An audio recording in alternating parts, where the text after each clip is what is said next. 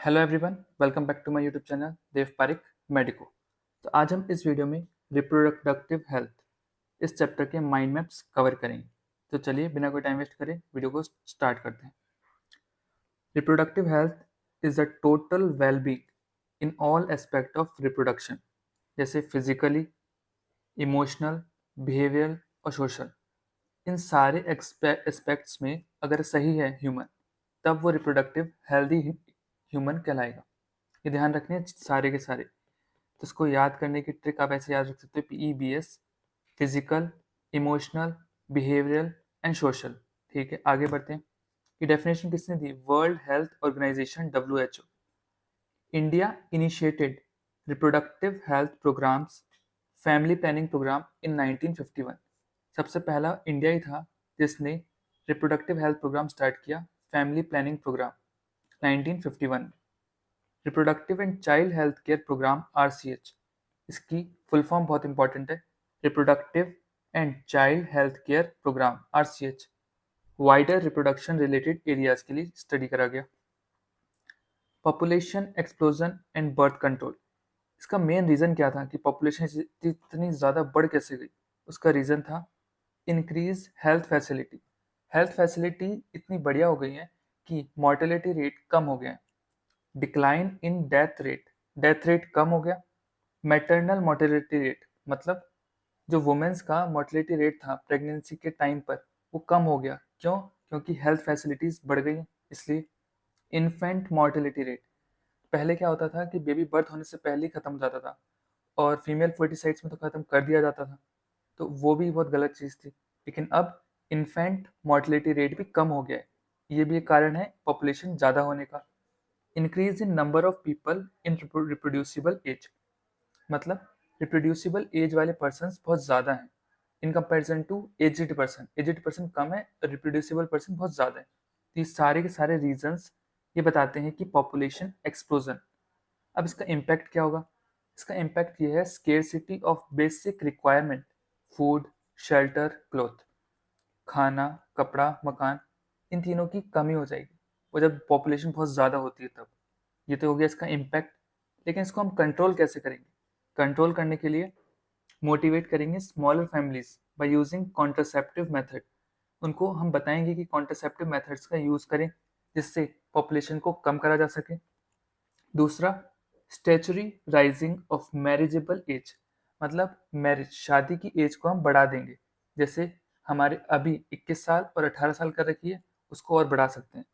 और एडॉप्शन, अगर किसी का बेबी नहीं हो रहा है तो वो मतलब अभी हम आगे पढ़ेंगे एम्ब्रियो ट्रांसफर टेक्निक, वो सारी टेक्निक्स के थ्रू करवाता है ये test tube baby programme.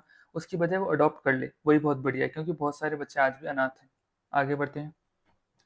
Contraceptive method, सबसे पहले पढ़ेंगे हम नेचुरल या traditional method. Avoid chances of ovum and sperm meeting, इस मेथड का यूज करके ओवम और स्पर्म को मिलने से रोका जा सकता है।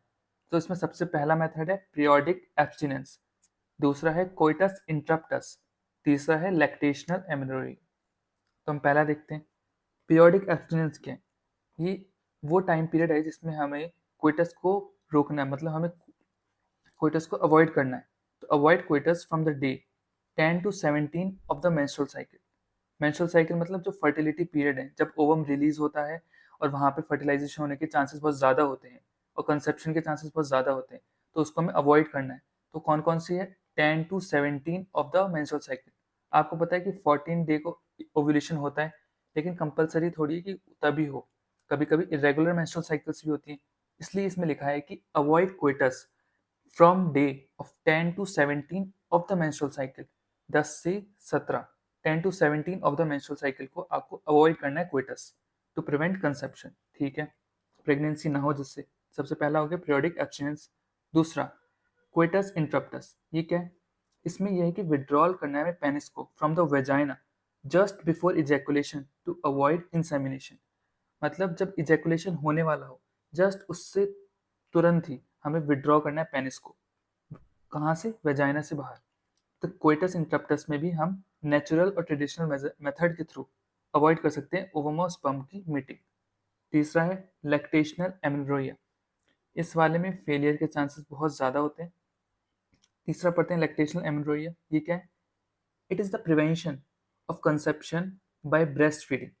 जब बेबी बॉर्न होता है तो वुमेन जब ब्रेस्ट फीडिंग कर रही होती है अपने चाइल्ड के, तो उस समय प्रोलैक्टिन का लेवल बहुत ज़्यादा होता है, जिसकी वजह से जीएनआरएच कम सिक्रीट होता है और उसी की वजह से वो सप्रेस कर देता है मेंस्ट्रुअल साइकिल को। तो मेंस्ट्रुअल साइकिल होती नहीं, menstrual cycle does not occur during the period of lactation. तो उस समय जब मेंस्ट्रुअल साइकिल नहीं है तो ओवम ओव्यूलेशन नहीं होगा। तो उस समय भी हमारे पास यहाँ पे ये मेथड आता है नेचुरल और ट्रेडिशनल मेथड में। तो 3 मेथड, पहला पीरियोडिक एब्स्टिनेंस, दूसरा कोइटस इंटरप्टस, तीसरा लैक्टेशनल एमेनोरेसिया। आगे बढ़ते हैं। अब कुछ बैरियर मेथड है। बैरियर मेथड्स में जैसे condoms, diaphragm, cervical cap, vault, spermicidal creams, jellies, foam, ये they prevent physical meeting of sperm and ovum. Sperm और ओवम को मिलने से रोकना है बस, कि तब अगर ये मिल गए फर्टिलाइजेशन हो जाएगा और बेबी बॉर्न हो जाएगा। लेकिन हमें वो नहीं कराना, तभी तो हम ये बैरियर्स का यूज़ कर रहे हैं। सबसे पहला देखते हैं कॉन्डम। इसका example Nirodh. They are made up of rubber and latex sheath. ये क्वेश्चन आता है कि किस चीज़ से मिलके बने होते हैं, रबर या लेटेक्स शेथ, ये ध्यान रखना है। They are use to cover the penis और वेजाइना। मेल के अंदर तो क्या है, पेनिस को कवर करेंगे, और वेजाइना फीमेल के अंदर। एंड कर्विक्स, मतलब जो वेजाइना, कर्विक्स अंदर वाला पार्ट, वेजाइना बाहर, तो ये पूरा कवर कर देगा। Just before coitus, so the semen can not enter in the female reproductive tract. इससे जो सेमन है वो फीमेल रिप्रोडक्टिव ट्रैक के अंदर एंटर नहीं कर पाएगा और फर्टिलाइजेशन नहीं होगा फिर। Condoms are very popular, easily available. सबसे पहली चीज़, आसानी से मिल जाती है, प्रोटेक्ट करते हैं हमें एसटीडीज और एड्स। ध्यान रखिएगा, एसटीडी सेक्सुअल ट्रांसमिटेड डिजीजेस और एड्स दोनों से प्रोटेक्ट करते हैं, ये आता है बहुत बार। डिस्पोजेबल होते हैं, कैन बी सेल्फ इंसर्टेड, किसी डॉक्टर की जरूरत नहीं है, सेल्फ इंसर्टेड खुद ही यूज कर सकते हैं। Thereby give a privacy to the users, इससे प्राइवेसी भी होती है उनके पास। ठीक है, नेक्स्ट देखते हैं डायफ्राम, सर्वाइकल कैप और वॉल्ट। ये रबर से बने होते हैं, inserted into the female reproductive tract to cover the cervix. ये क्वेश्चन आता है किसको कवर करेगा, cervix, during coitus. They block the entry of sperm through the cervix. They are reusable. ये रीयूजेबल नहीं होते हैं, लेकिन ये रीयूजेबल होते हैं, ये ध्यान रखना है। Last, spermicidal creams, jellies and foam used along with these barrier. अगर इसके साथ इसका यूज करा जाए, मतलब कॉन्डम्स के साथ स्पर्मिसाइडल क्रीम, जेलीज और फोम्स का यूज करा जाए, तो हम उसकी एफिशिएंसी को भी बढ़ा सकते हैं। Used along with these barriers to increase contraceptive efficiency. ठीक है, आगे बढ़ते हैं। आईयूडीज, इंट्रा यूटराइन डिवाइसेस, ये भी बैरियर्स का काम करते हैं। पहली बात तो आईयूडीज करती क्या है, increases phagocytosis of sperm. Sperm को खा जाती, तो आईयूडीज की मदद से हम स्पर्म को डिस्ट्रॉय कर सकते हैं। 3 तरीके की आईयूडी होती हैं। पहली नॉन मीडिएटेड आईयूडी, फिर कॉपर रिलीजिंग आईयूडीज, फिर आएगा हार्मोन रिलीजिंग आईयूडीज। तो इसके एग्जाम्पल बहुत इंपॉर्टेंट है। Non medicated IUD have spermicidal effect, Lippes loop, phagocytosis of sperm, इसका एग्जाम्पल है Lippes loop. Copper releasing IUDs, कॉपराइन, suppress motility and fertilising capacity of sperm, CUT, CU7, multilode 375 example. Hormone releasing IUDs make the uterus unsuitable for implantation. Uterus को implantation के लिए unsuitable बना देता है। And cervix hostile to the sperms, मतलब unfavourable, cervix को unfavourable बना देगा स्पर्म के लिए। एग्जाम्पल प्रोजेस्टासर्ट एंड LNGBs, ये आपको दोनों ध्यान रखने। तो पहला Lippes loop non medicated IUD, copper releasing CUT, CU7, multilode 375, hormone releasing progestasert and LNGBs। Oral contraceptives, oral administration of progestogen और प्रोजेस्ट्रोजन ईस्ट्रोजन कॉम्बिनेशन, दोनों अलग अलग, in form of tablets, tablets की फॉर्म में यूज करते हैं। Oral का मतलब ही हो गया हम लोग माउथ के थ्रू लेंगे टैबलेट्स को, तो ओरल एडमिनिस्ट्रेशन तो ये हो गया पिल्स। दूसरा, pills are taken daily 21 days starting with the first 5 day of menstrual cycle. Menstrual cycle start होती है तब पहले 5 दिनों से स्टार्ट करना है और 21 days तक लेना है। लेकिन after a gap of 7 days जब मेंस्ट्रुएशन हो रहा होगा तब नहीं लेना है बस। It has to repeat in the same pattern till the female desire to prevent conceptions. जब तक वो बेबी नहीं चाहती है या बेबी बॉर्न नहीं होना चाहती, तब तक वो ले सकती है। जब वो चाहती है कि नहीं हमें बेबी बॉर्न करना है, तब वो इसे रोक सकते हैं, कोई प्रॉब्लम नहीं होती है। इसके साइड इफेक्ट्स भी इतने नहीं होते। They inhibit ovulation and implantation. Ovulation को इनिबिट करेगा और इम्प्लांटेशन को। And thicken cervical mucus to prevent entry of sperm. जो म्यूकस होता है सर्विक्स में, उसको इतना थिक कर देगा जिसकी वजह से स्पर्म की एंट्री रिटार्ड हो जाएगी, रुक जाएगी, और ओव्यूलेशन को भी इनहिबिट करेगा और इम्प्लांटेशन को भी इनहिबिट कर देगा। इनहिबिट ओव्यूलेशन एंड इम्प्लांटेशन, ये बहुत इंपॉर्टेंट है। आगे बढ़ते हैं। Pills are very effective with less side effects. इनके साइड इफेक्ट्स बहुत कम होते हैं और बहुत ज़्यादा इफेक्टिव होती है। तो 4 पॉइंट हमने देख लिए। पहला देखा था प्रोजेस्ट्रोजन, प्रोजेस्ट्रोजन ईस्ट्रोजन कॉम्बिनेशंस का यूज़ करते हैं टैबलेट्स में। दूसरा, 21 डेज तक लेना होता है। स्टार्ट कैसे करते हैं? First 5 day of menstrual cycle से, लेकिन आफ्टर गैप ऑफ 7 डेज जब मेंस्ट्रुएशन हो रहा होता है तब नहीं लेते हैं, और बार बार रिपीट करना होता है। इनहिबिट ओव्यूलेशन एंड इम्प्लांटेशन, ये ओव्यूलेशन होने ही नहीं देगा और इम्प्लांटेशन भी नहीं होने देगा, और सर्वाइकल म्यूकस को इतना थिक कर देगा कि स्पर्म अगर आ भी गया गलती से, भला बुटका मतलब इधर आ भी गया, तो उसको एंटर नहीं होने देगा, उसकी एंट्री को प्रिवेंट कर देगा।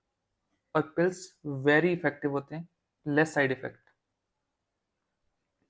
अब सहेली, ये हमारे इंडिया में साइंटिस्ट ने बनाई थी। New oral contraceptive for females. It is developed by central drug research institute, CDRI। ये है कहाँ पे? Lucknow. It contains a non steroidal preparation. ये नॉन स्टीरॉयडल है, मतलब नॉन स्टीरॉयडल, स्टीरॉइड्स का यूज़ नहीं हो रहा है इसमें। इसका मतलब इसके साइड इफेक्ट्स भी नहीं होंगे। स्टीरॉयड का तो साइड इफेक्ट होते हैं, लेकिन जब नॉन स्टीरॉयडल है तो कोई साइड इफेक्ट नहीं है। It is once a week, और सबसे बढ़िया बात, वो तो 21 डेज लगातार लेनी पड़ रही थी। ये वीक में खाली एक बार लेनी है, तो कभी भी ले सकते हैं। पिल with very few side effects, high contraceptive value. इसका साइड इफेक्ट भी बहुत कम है और कॉन्ट्रासेप्टिव एफिशिएंसी भी बहुत ज़्यादा है। अब आते हैं next, injectable and implants. Progestogen और progestogen oestrogen combinations are used by females as injections और इम्प्लांट अंडर स्किन। स्किन के नीचे लगाया जाता है। इंजेक्शंस और इम्प्लांट्स, इंजेक्शंस तो दे देंगे हार्मोन्स के, जिससे बहुत ज़्यादा टाइम तक वो प्रिवेंट कर सकते हैं कंसीव होने से। और इम्प्लांट कर देंगे, आगे हम पढ़ेंगे, वो एक डायग्राम भी दे रखा है एनसीईआरटी में, वो भी देख लीजिएगा। Their mode of action is similar to that of pills. जैसा काम पिल्स करती हैं वैसा ही काम इंजेक्टेबल और इम्प्लांट्स भी करते हैं। Their effective period are much longer. बस फ़ायदा ये है कि इनका जो इफेक्टिव पीरियड है वो ज़्यादा है, पिल्स के कंपैरिजन में बहुत ज़्यादा है। कंपेयर करके बताएंगे तो पिल्स में कम है और इंजेक्टेबल और इम्प्लांट में इफेक्टिव पीरियड बहुत ज़्यादा है। आगे बढ़ते हैं। मोस्ट इंपॉर्टेंट नोट, प्रोजेस्ट्रोजन और progestogen oestrogen combination and IUDs are used as emergency contraceptive within 72 hours of coitus to avoid pregnancy due to rape or casual intercourse। अगर गलती से कैजुअल इंटरकोर्स कर लिया गया है या फिर रेप हो गया है, तो उस कंडीशन में हम क्या करेंगे? बेबी को, अब वो फीमेल है, उसको बेबी को तो बॉन्ड करना नहीं है और उसको फर्टिलाइजेशन होना नहीं है, तो उसको रोकने के लिए हम क्या करेंगे? प्रोजेस्ट्रोजन या प्रोजेस्ट्रोजन ईस्ट्रोजन कॉम्बिनेशंस की ये ले सकते हैं। साथ ही साथ आईयूडीज इंसर्ट करवा सकते हैं। इमरजेंसी कॉन्ट्रासेप्टिव, इमरजेंसी का मतलब इमरजेंसी होता है। यहाँ लिखा है 72 हार ऑफ कोइटस, कोइटस के आफ्टर 72 हार्स के अंदर अंदर करवा लेना है तभी, वरना बाद में ये इतना इफेक्टिव नहीं है। आगे बढ़ते हैं। सर्जिकल मेथड, ये हमारे परमानेंट मेथड होते हैं जिनके थ्रू हम हमारे जो कंसीव करती वुमेन बेबी को, वो कभी नहीं करेगी अगर ये करवा लिया तो। इरिवर्सिबल है। कोई ऊपर वाले जितने भी थे सब के सब रिवर्सिबल जरूर हैं, लेकिन ये नीचे वाला इरिवर्सिबल है। पहला पढ़ते हैं वासेक्टोमी, जो करवाया जाता है मेल मेल के अंदर। Sterilisation procedure in male. In this small part of vas deferens is removed और tied up through a small incision on the scrotum.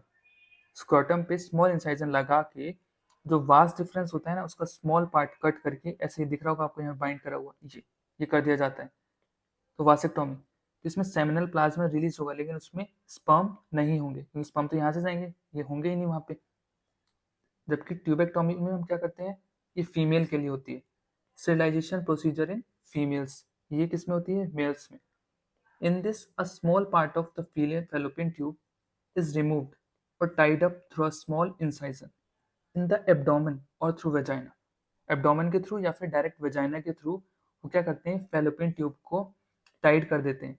ये टाइट करने का ये जैसे यहाँ दे रखा है बस वैसे ही कर देते हैं। Fallopian tube tied and cut. ये ध्यान रखना है, ट्यूबेक्टोमी फीमेल में, वासेक्टोमी मेल्स में। ये हो गया परमानेंट मेथड। साइड इफेक्ट क्या है स्टीरॉयडल कॉन्ट्रासेप्टिव्स के? सबसे पहला नोजिया, एब्डोमेन में पेन हो सकता है, ब्रेक थ्रू ब्लीडिंग मतलब ब्लीडिंग हो जा रही रुक ही नहीं रही, ऐसा भी हो सकता है। Irregular menstrual bleeding, breast cancer, सबसे ज़्यादा ये ब्रेस्ट कैंसर वाला हो जाता है जब अगर प्रोजेस्ट्रोजन ईस्ट्रोजन वाले कॉम्बिनेशन में लेते हैं। अगर क्योंकि ईस्ट्रोजन क्या करता है? ब्रेस्ट कैंसर के लिए रिस्पॉन्सिबल होता है, इसलिए डॉक्टर उसको बताने से पहले चेक करता है कि इनकी कोई हिस्ट्री तो नहीं है ऐसे कैंसर से रिलेटेड, तभी बताता है वो प्रोजेस्ट्रोजन या प्रोजेस्ट्रोजन ईस्ट्रोजन कॉम्बिनेशन की टैबलेट्स लेनी है या फिर नहीं लेनी। क्योंकि मैंने आपको बताया था स्टीरॉइड्स के तो साइड इफेक्ट होते हैं। मेडिकल टर्मिनेशन ऑफ प्रेगनेंसी, अब हम पढ़ेंगे एमटीपी जो मोस्ट इंपॉर्टेंट टॉपिक है। इंटेंशनल मतलब खुद से, वॉलेंट्री टर्मिनेशन इसका मतलब वो खुद चाहता है या नहीं वो खुद चाहती है कि प्रेगनेंसी को रोकना है। Before full term is called MTP, induced abortion, मतलब वो खुद चाहते हैं कि अबॉर्शन होना चाहिए तब हो रहा है। 45 to 50 million MTPs are performed in a year. एक साल में 45 से 50 मिलियन एमटीपीज होती हैं। ये डेटा ध्यान रखना बहुत इंपॉर्टेंट है। ऑल ओवर द वर्ल्ड, जो कि 1/5 है total number of conceive pregnancy.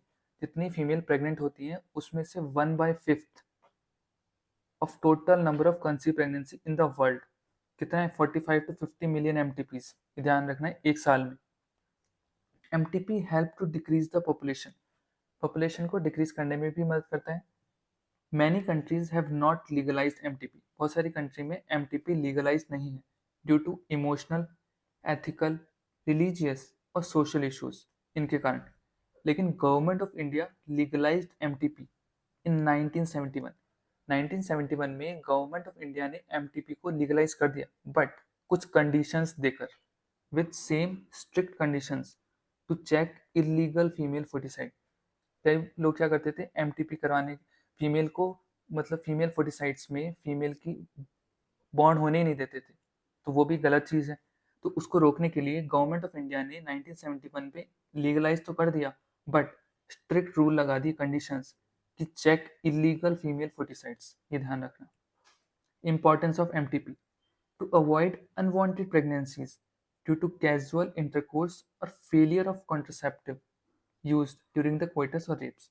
मतलब कोइटस के दौरान हमने कॉन्ट्रासेप्टिव का यूज़ नहीं करा, वो दूसरा रेप्स के टाइम पे, तो उस समय एमटीपी करना बहुत ज़रूरी हो जाता है।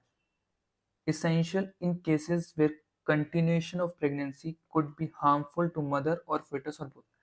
कई बार क्या होता है मदर और fetus के लिए दोनों के लिए हार्मफुल है, या fetus के लिए हार्मफुल है, उसको कोई डिजीज है जैसे डाउन सिंड्रोम हो गया या फिर हीमोफीलिया हो गया, कोई डिजीज है उसे, तो उस कंडीशन में भी एमटीपी कराई जा सकती है। ये गवर्नमेंट ने बोल रखा है।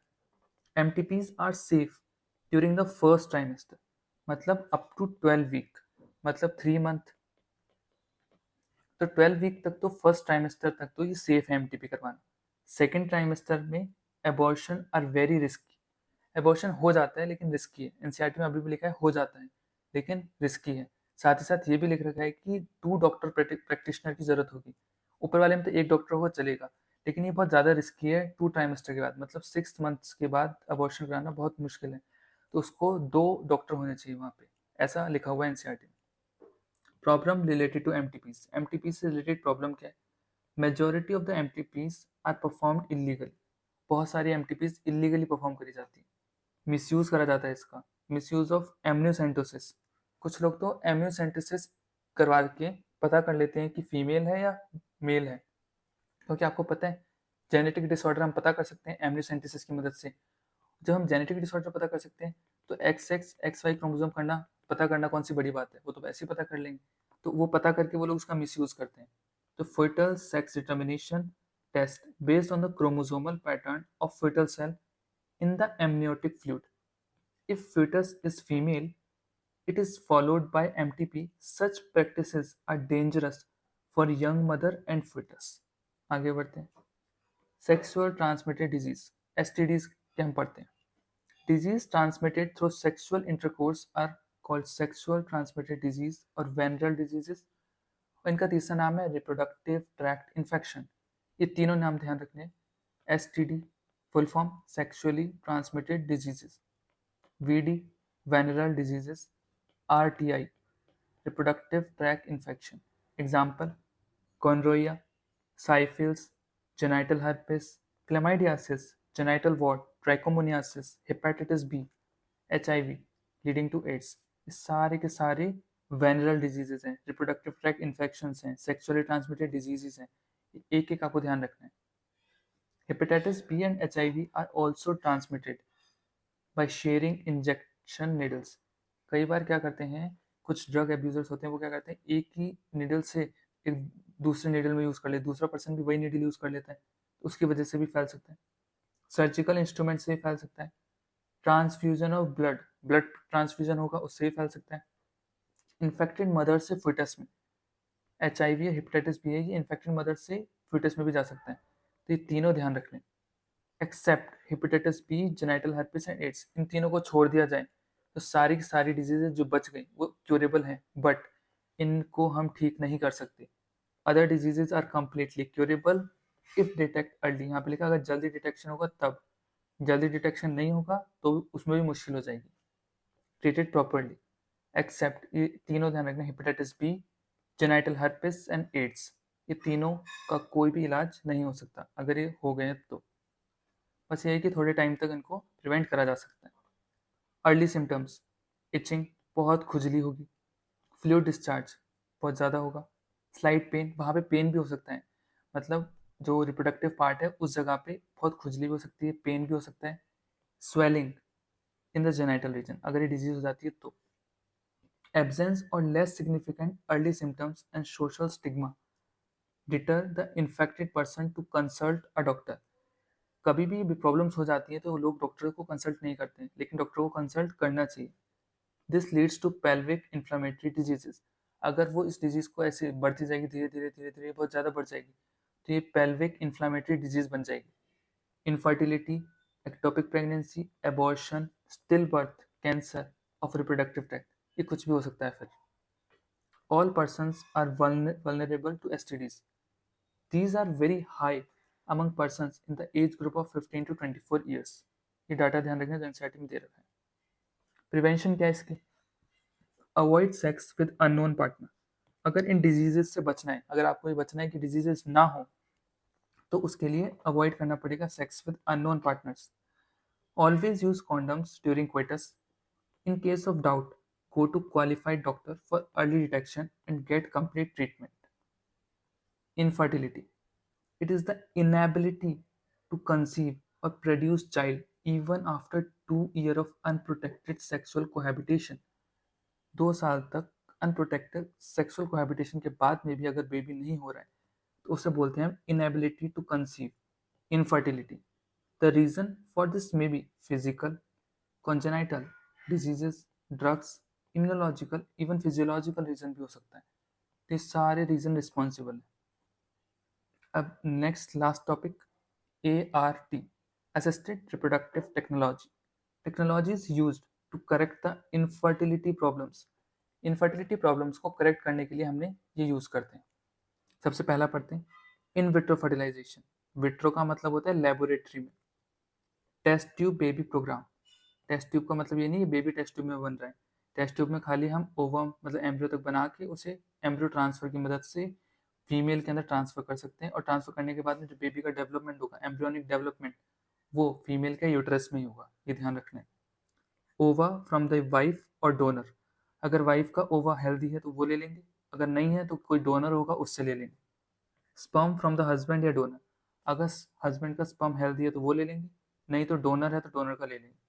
Are collected, are induced to form zygote. उसको बाहर लेके, जैसे ये ओवा है और ये हमारे पास स्पर्म, ऐसे करवा के जाइगोट बना देंगे अंडर स्टिमुलेटेड कंडीशंस। मतलब जैसी कंडीशन बॉडी में होती है वैसी कंडीशन बाहर करके लेबोरेटरी में।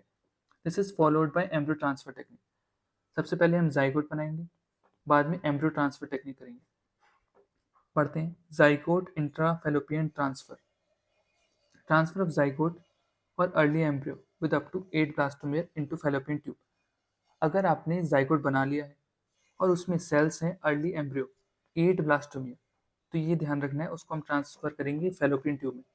लेकिन अगर मोर देन 8 ब्लास्टोमियर है, तब हम उसको ट्रांसफर करेंगे यूट्रस में। या आपने जब साइकिल पढ़ी होगी मोरुला, ब्लास्टुला, गैस्टुला, तो आपको पता होगा कि कौन सी कंडीशंस में कहाँ कहाँ है। तो उस कंडीशन के अकॉर्डिंग जाइगोट को फैलोपियन ट्यूब में ट्रांसफर करेंगे, कब? विद अप टू 8 ब्लास्टोमियर, और यूट्राइन टिश्यू में मोर देन 8 ब्लास्टोमियर, ये ध्यान रखना है। Embryo form by in vivo fertilisation. Vivo का मतलब होता है इनसाइड बॉडी, बॉडी के अंदर, और विट्रो का मतलब लैब, लैब का मतलब आउटसाइड बॉडी, बॉडी के बाहर। आगे बढ़ते हैं। Embryo formed in vivo fertilisation. Fertilisation within the female is also used for such transfer to assist those female who cannot conceive, जैसे गैमेट इंट्राफैलोपियन ट्यूब। इसमें क्या है ना, transfer of an ovum from a donor into the female fallopian tube, another female who cannot produce ovum but can provide suitable environment for fertilization and development। हमने क्या करा, एक दूसरी फीमेल से ओवम लिया और जिस फीमेल का ओवम प्रोड्यूस नहीं होता था उसमें ट्रांसफर कर दिया, लेकिन उसका यूटेरस बहुत सुटेबल है, एनवायरनमेंट है फर्टिलाइजेशन और डेवलपमेंट होने के लिए, इसलिए। तो ये किस में आता है हमारा, in vivo fertilisation. Intracytoplasmic sperm injection, ICSI, इसमें क्या है, हम लेबोरेटरी में करते हैं प्रोसीजर, मतलब ये हो गया इन विट्रो, मतलब लैब में हो रहा है आउटसाइड द बॉडी।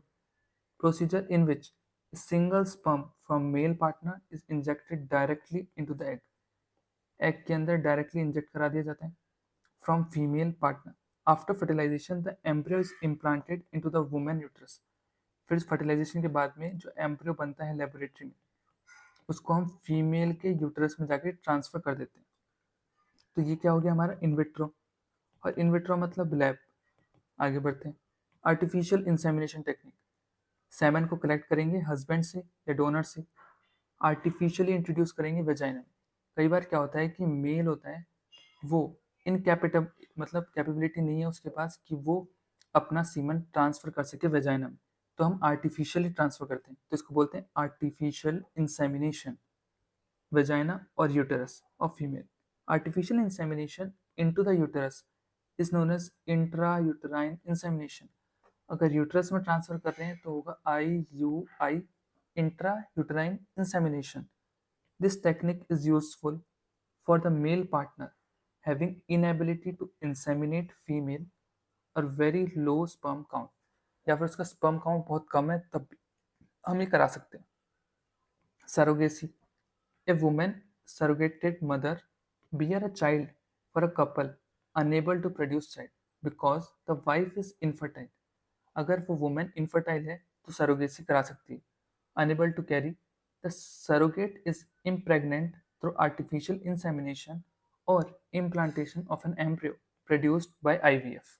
आगे बढ़ते हैं। लास्ट प्रॉब्लम क्या है ART की, assisted reproductive technology requires high precision handling, मतलब बहुत ज़्यादा जो डॉक्टर हो वो ज़्यादा एक्सपीरियंस होना चाहिए। अगर वो एक्सपीरियंस नहीं है तो कोई ना कोई दिक्कत हो सकती है, इसलिए require high precision handling by specialised professional and expensive instrument. ये बहुत महंगा होता है, करीब कई बार तो 10 लाख रुपीज़ तक का। Therefore these facilities, 10 lakh तो बहुत कम बता दिए, कितना भी हो सकता है पता नहीं है वो तो मेरे को, लेकिन बहुत महंगा होता है, इतना सुना है। Therefore these facilities are available only in very few centres, और इसके सेंटर्स भी बहुत कम है। इमोशनल, रिलीजियस, सोशल प्रॉब्लम्स भी हो सकती हैं। Legal adoption is a good method for couple looking for parenthood. जो कपल चाहता है कि पेरेंटहुड होना, तब वो लीगली अडॉप्ट भी कर सकता है इंडिया में चाइल्ड को। आज के लिए बस इतना ही, मिलते हैं नेक्स्ट वीडियो में, और आपको इस वीडियो के नोट्स टेलीग्राम चैनल पर मिल जाएंगे। Thank you for watching. Don't forget to subscribe, like, share and comment down.